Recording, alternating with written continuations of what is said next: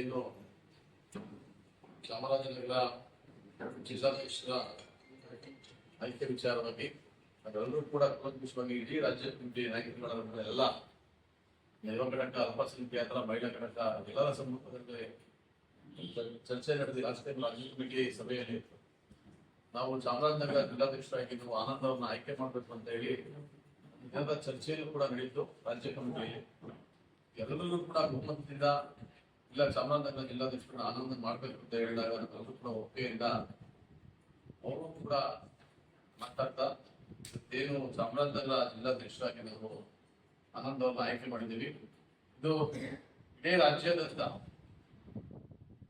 ಆನಂದ್ ಅವ್ರನ್ನ ತಪ್ಪನ್ನು ಸುತ್ತಾಡಿ ಇಡೀ ರಾಜ್ಯ ಆನಂದ್ ಅವ್ರನ್ನ ಗೌರವಿಸುವಂತ ಕೆಲಸ ಆಗಿದೆ.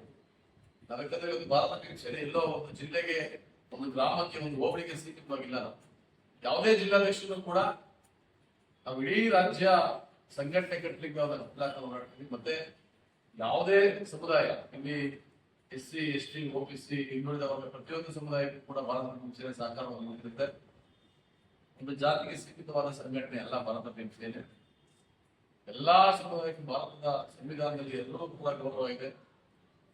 ಅಂಬೇಡ್ಕರ್ ಸಂವಿಧಾನ ಒಂದು ಜಾತಿಗೆ ಸೀಮಿತ ಅಂತ ಹೇಳಿ ಎಲ್ಲರೂ ನನ್ನ ಸಂಘಟನೆ ಒಬ್ಬರೇ ಲಿಂಗಾಯತ, ಒಕ್ಕಲಿಗ, ಅಲ್ಪಸಂಖ್ಯಾತರ, ಕುರುಬ ಸಮುದಾಯ ಪ್ರತಿಯೊಂದು ಜಾತಿಗೆ ನನ್ನ ಸಂಘಟನೆ ಇದೆ. ಇಡೀ ರಾಜ್ಯ 23,833 ಸದಸ್ಯರುಗಳನ್ನ ಹೊಂದಿರುವಂತಹ ಸಂಘಟನೆ ಭಾರತ ಸೇನೆ. ಇಡೀ ಜಿಲ್ಲೆ 31 ಜಿಲ್ಲೆಗಳು ಕೂಡ ಕಂಪ್ಲೀಟ್ ಆಗಿದೆ. ಅದೇ ರೀತಿ ಚಾಮರಾಜನಗರ ಜಿಲ್ಲೆಯಲ್ಲಿ ನೂತನವಾಗಿ ಜಿಲ್ಲಾಧ್ಯಕ್ಷರನ್ನು ಆಯ್ಕೆ ಮಾಡ್ತಾ ಇದ್ದೀವಿ. ಮುಂದಿನ ದಿನಗಳಲ್ಲಿ ಇಲ್ಲಿ ತಾಲೂಕಿಗೆ ಸಂಬಂಧಪಟ್ಟಂಗೆ ತಾಲೂಕು ಅಧ್ಯಕ್ಷರುಗಳನ್ನ ಮತ್ತು ಯುವ ಘಟಕ, ಮಹಿಳಾ ಮತ್ತು ಅಲ್ಪಸಂಖ್ಯಾತರ ಘಟಕಗಳನ್ನ ಸ್ಥಾಪನೆ ಮಾಡಕ್ಕೆ ನಾವು ಆನಂದ ನಾವು ಕೂಡ ನಿಂತಿದ್ದೀವಿ.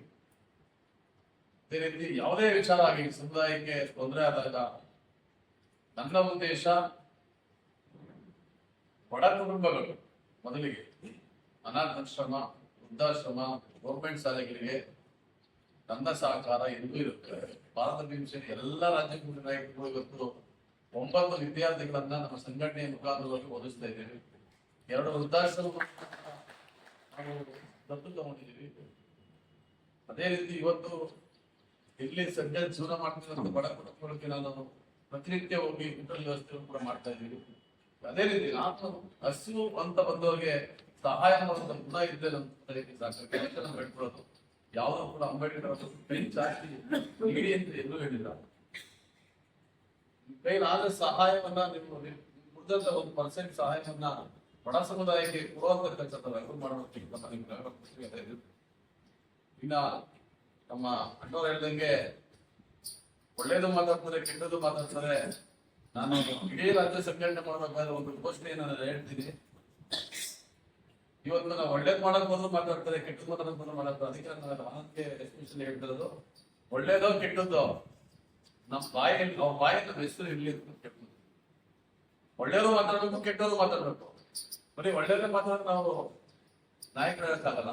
ಹಾಗಾಗಿ ತಾವು ಯಾವ್ದು ಕೂಡ ತಲೆ ಕೆಡಿಸ್ಕೊಳ್ಳದೆ ಇಡೀ ರಾಜ್ಯ, ಇಡೀ ಜಿಲ್ಲೆ ಸಂಘಟನೆ ಕಟ್ಟುವ ಶಕ್ತಿ ಬುದ್ಧ, ಬಸವ, ಅಂಬೇಡ್ಕರ್ ರಾಷ್ಟ್ರಗಳ ತಮ್ಮಲ್ಲಿ ಧನ್ಯವಾದ. ಮೊದಲನೇದಾಗಿ ಎಲ್ಲರಿಗೂ ನಮಸ್ಕಾರ ಮಾಡ್ತೇನೆ.